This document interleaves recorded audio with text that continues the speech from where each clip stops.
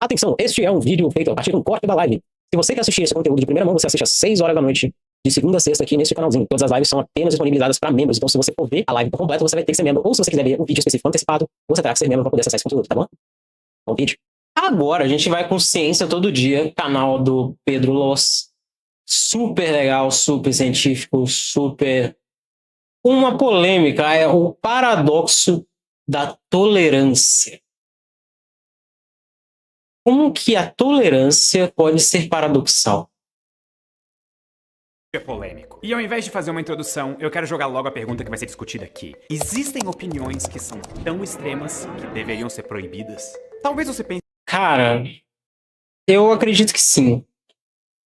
Se sua opinião é uma ameaça à vida do outro, eu não acho que ela deva ser permitida de circular.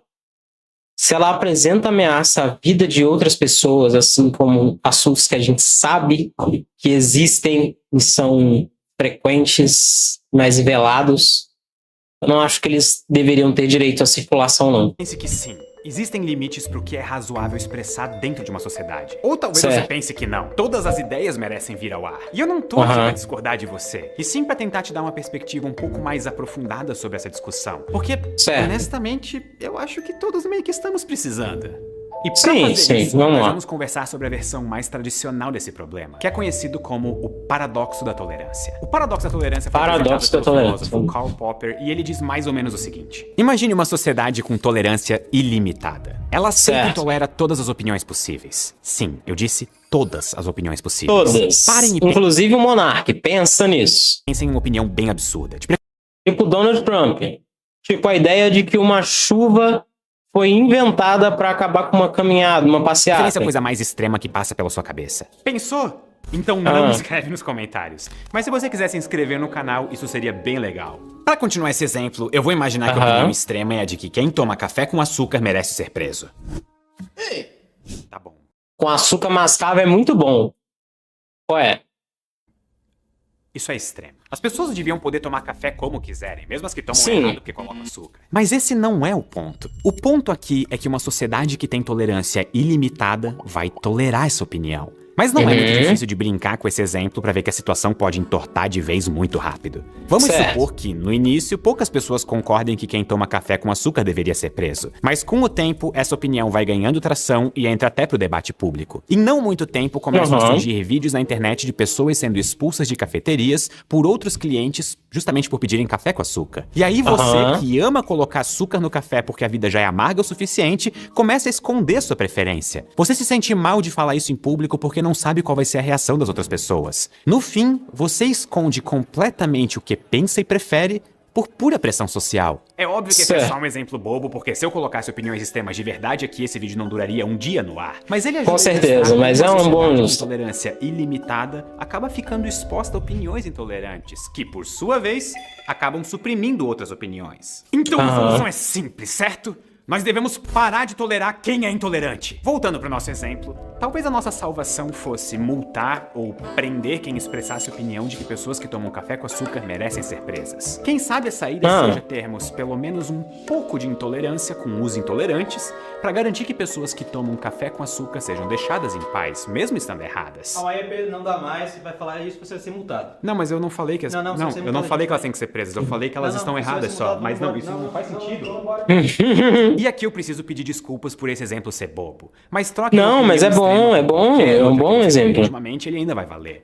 Porque se você coloca qualquer outro exemplo aqui, meu filho, você pode gerar uma discussão filha de uma égua nos seus próprios comentários e divergirem do assunto. Se você achou que me remover de apresentador foi uma atitude extrema, bom, é por isso que o paradoxo da tolerância é um paradoxo. Se a solução Certo. para o paradoxo da tolerância fosse simplesmente ser completamente intolerante com qualquer opinião intolerante, o próprio Popper teria pensado nisso. Tanto a tolerância quanto a intolerância podem sair do controle e acabarem criando uma sociedade menos livre, ou, como diria o Popper, menos aberta. O grande Certo. argumento de Popper é que a sociedade maximamente livre se encontra em algum meio termo entre a intolerância extrema e a tolerância extrema, com os dois extremos gerando Não, mas isso aí é a base do equilíbrio, né? Toda tolerância extrema vai ter um pouco de intolerância E vice-versa, é o próprio conceito do yin e uma yang. sociedade que não é a ideal. Mas responder onde está o grau perfeito ou limite de tolerância não é fácil.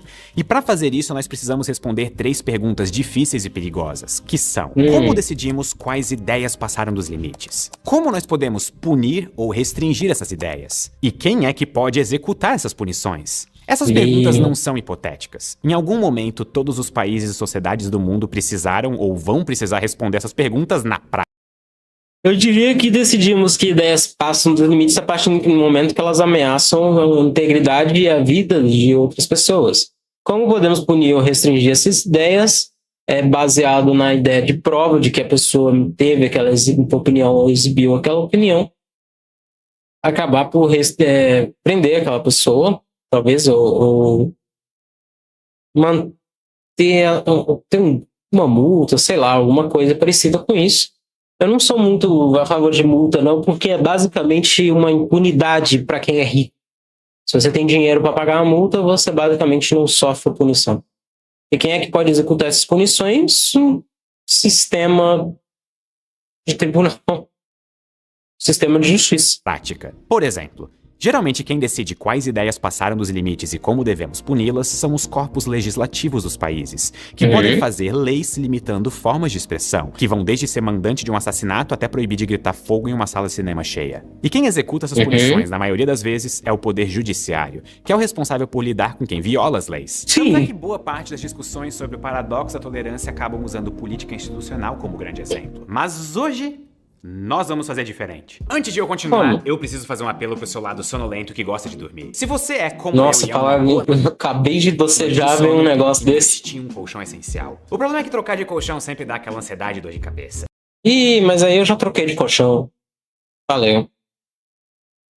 Todos nós nascemos dentro de uma cosmovisão. É através dela que nós interpretamos a realidade ao nosso redor e damos sentido às coisas que experienciamos. Mas aqui eu preciso fazer uma distinção importante. Cosmovisão não é sinônimo de cultura, mesmo que uma possa influenciar a outra. A cultura é a que dita hábitos e costumes específicos. O que comemos, como nos vestimos, ou por que celebramos certas datas, faz parte da cultura na qual nós estamos inseridos. Sim. A cosmovisão nos dá o valor que nós atribuímos às coisas. Por exemplo, dependendo da cosmovisão, o casamento pode ser visto como uma união sagrada ou como um contrato social.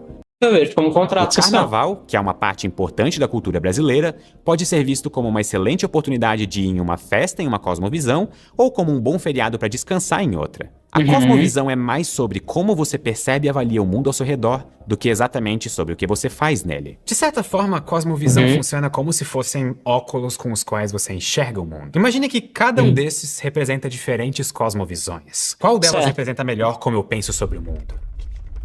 Não sei. Um terremoto, essa é uma ótima oportunidade para experimentar os óculos. Esse terremoto tem uma razão física e geológica. Ele aconteceu porque placas tectônicas se moveram. Esse terremoto foi uma mensagem para nós darmos mais valor à vida. E a prova disso é que os óculos ficaram no mesmo lugar. Meu Deus do céu. Nenhum nem outro. Isso foi só a câmera se mexendo. No livro Os Tipos de Concepção de Mundo e a Sua Formação nos Sistemas Metafísicos, o filósofo Wilhelm Dilthey argumenta que nós nascemos em uma cosmovisão e a nossa forma de pensar é profundamente moldada por ela. Somos, em grande parte, produtos do contexto histórico-temporal em que estamos inseridos. Labubu, café, selfie, banana. Por exemplo, alguém que viveu na Idade Média em um feudo teria uma visão muito diferente sobre coisas como a vida, a arte e a morte, se comparado com alguém que nasceu e mora em uma grande cidade como São Paulo. O espírito do tempo no qual nascemos define os nossos horizontes de pensamento. Ou seja, um homem medieval europeu não teve à sua disposição os avanços científicos, as mudanças do globo, as grandes guerras e o mundo tecnológico de hoje. Mas isso não quer dizer que a sua cosmovisão tenha menos valor. Ela faz parte daquele só era boa naquele tempo. Sobreviver ao tempo. Além disso, nós podemos mudar de cosmovisão ao longo da vida. Podemos adotar novos valores, novas crenças e até mudar as nossas respostas para as grandes questões, como, por exemplo, o mistério da morte. Como que o Flamengo conseguiu tomar 5 minutos de jogo. Meu Deus do céu, o Flamengo. Que alguém que antes acreditava em uma vida após a morte passe a negar essa possibilidade ou vice-versa. Tá. Bem bonito. Mas O que isso tem a ver com o paradoxo da tolerância? O conceito de cosmovisão Como que é paradoxal? nos dá uma forma mais precisa de apresentar o paradoxo da tolerância, que na verdade é na forma de uma pergunta. Existem cosmovisões que não podem ser toleradas? Isso é, existem formas de ver o mundo que são fundamentalmente incompatíveis com uma sociedade tolerante e que por isso precisam ser desprezadas mesmo por uma sociedade que quer ser inclusiva? Popper sugere que a tolerância não pode ser um caminho sem fim.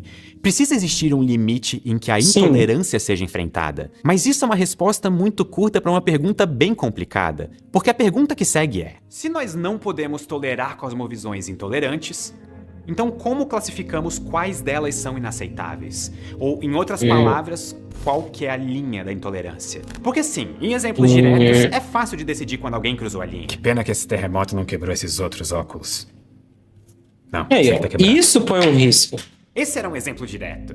É fácil de ver que a linha da intolerância foi cruzada. Mas no mundo real, as ideias muitas vezes não são expressadas de formas tão diretas e óbvias. Às vezes, pessoas verdadeiramente intolerantes se escondem por trás do eufemismo. Outras vezes, pessoas são intolerantes por razões não maliciosas, simplesmente por terem uma cosmovisão que contrasta demais com o mundo em que elas habitam, o suficiente para essas pessoas sentirem que certas mudanças não podem ser toleradas. Ou ainda, nós podemos ter opiniões que, a princípio, são mais moderadas, mas que podem servir como um ponto de entrada para visões intolerantes. E eu sei que esse tempo todo você provavelmente deve estar pensando em política. E é justo. Esse é um exemplo que se aplica à política. Mas ao invés de ir direto para um exemplo macro e que envolve diversas variáveis complicadas... Hoje a gente está muito intolerante no sentido político. É muito radical como estamos tratando tudo isso. Ou você tá do lado ou você tá do outro. E todo mundo se odeia. Por que nós não tentamos olhar para um exemplo mais perto de casa? Eu tô com sono. Você já parou ou diminuiu o convívio com um amigo ou um familiar pelo que eles falam ou pensam? Se sim, isso foi você exercendo na prática sua resposta para o paradoxo da tolerância. Mas você acha que essa pessoa da qual você se afastou se considera intolerante? Provavelmente não. Não. Eles devem se achar os certos da história. E acreditam que você é chato por ter se afastado. A realidade é que a maior parte das pessoas acha que é uma pessoa normal e perfeitamente razoável dentro da sua própria cosmovisão. Todo mundo acha que tem uma boa razão para acreditar no que acredita. Quase o que faz você acreditar no que acredita. Uma pessoa ruim. Mas se as pessoas não pudessem tomar escolhas intolerantes que às vezes machucam outras pessoas, a história do mundo seria bem diferente. A realidade é que muitas vezes pensamos que restrições de liberdade só existem quando impostas de cima para baixo, como por um governo autoritário. E sim, isso acontece e é um problema. Mas essa não é a única forma de restringir liberdades e de impor cosmovisões. Existe uma forma mais sutil disso que surge não através de uma imposição estrutural, mas sim através de uma imposição social. Isso é algo que qualquer pessoa que já conviveu com familiares ou colegas de trabalho com cosmovisões completamente diferentes sentiu um pouco.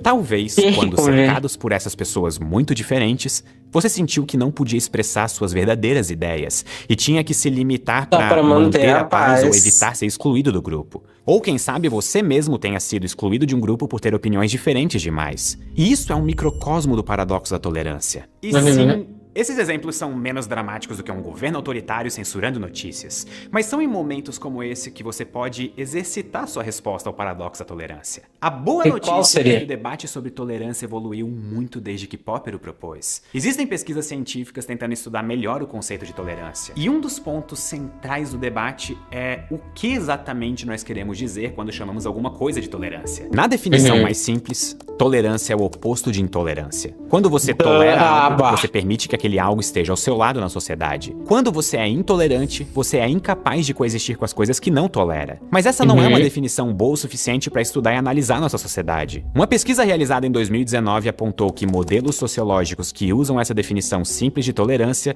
são incapazes de modelar a intolerância na prática. O estudo realizou uma pesquisa com um número grande de pessoas. E aí, estudando a resposta de só uma pequena parcela dos participantes, tentou prever o grau de tolerância do resto deles. O principal resultado foi que pensar intolerância só como o oposto direto de intolerância não gera boas previsões. O estudo então propôs um modelo mais robusto, em que tolerância é dividida em 3 qualidades: respeito, aceitação e apreciação. E o grau de tolerância de indivíduos e comunidades é melhor explicado por esse modelo de 3 graus de tolerância. Por exemplo, indivíduos podem respeitar uma cultura diferente, mas não aceitar que essa cultura exista próxima deles. Ou eles podem aceitar que essa cultura coexista próxima a eles, mas evitar contato com ela. Ou eles podem apreciar o fato de viverem próximos de culturas diferentes. Usando esse modelo, eles tentaram avaliar o quão dispostas as pessoas estavam a respeitar, aceitar e apreciar diferenças. Uma das conclusões mais importantes do estudo é que dos 3 tipos de tolerância,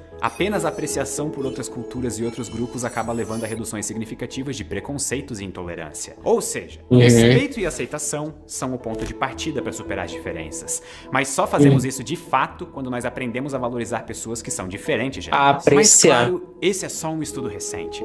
E o próprio estudo pede cuidado ao generalizar as conclusões do modelo. Um outro estudo de 2013 tentou criar uma sociedade modelo em computador com dinâmicas sociais de tolerância e intolerância usando teoria dos jogos. E sim, os resultados desse estudo não podem ser diretamente traduzidos para o mundo real. Mas o estudo também chegou em resultados que favorecem uma ideia similar sobre a apreciação de outras culturas como a melhor cura para preconceitos. Essa é a chamada hipótese do contato intergrupal, que sugere que indivíduos deixam seus preconceitos de lado só após contatos positivos com o grupo que eles tinham preconceito. Mas parem e pensem no que isso quer dizer. É muito mais fácil ser intolerante de longe. E isso até faz certo sentido. Porque quando tu tá perto, tu vai tomar um cacete se você for intolerante. Humanos têm mais semelhanças entre si do que diferenças, mesmo que sejam essas diferenças que normalmente se destaquem na sociedade. Para finalizar, é realmente desafiador encontrar uma maneira de garantir que a diversidade de cosmovisões possa coexistir sem que a intolerância de uns impeça a liberdade de outros. Eu não tenho essa resposta. E talvez ninguém tenha, nem mesmo o Popper. Só que me preocupa um pouco que, quando eu vejo o paradoxo da tolerância sendo discutido, muitas pessoas entendem que a solução do próprio Popper é simplesmente que nós devemos ser intolerantes com pessoas intolerantes, o que nem de longe é verdade. O ponto do paradoxo é justamente o quão complicado é balancear a tolerância em uma sociedade na prática. E tem uma outra pergunta ainda mais perigosa que surge. O que exatamente nós devemos fazer com as cosmovisões intoleráveis? Se algum indivíduo passa dos limites sociais e expressa ideias perigosas, como que ele deve ser tratado? E isso serve para mostrar como nós podemos... Prisão, detenção, não sei. Detenção, porque... Ai, bicho, você deixar a pessoa solta com essa liberdade de espalhar o que ela pensa para outras pessoas é tão perigoso quanto essa pessoa viver armada. Uma hora você sabe que ela vai dar um tiro.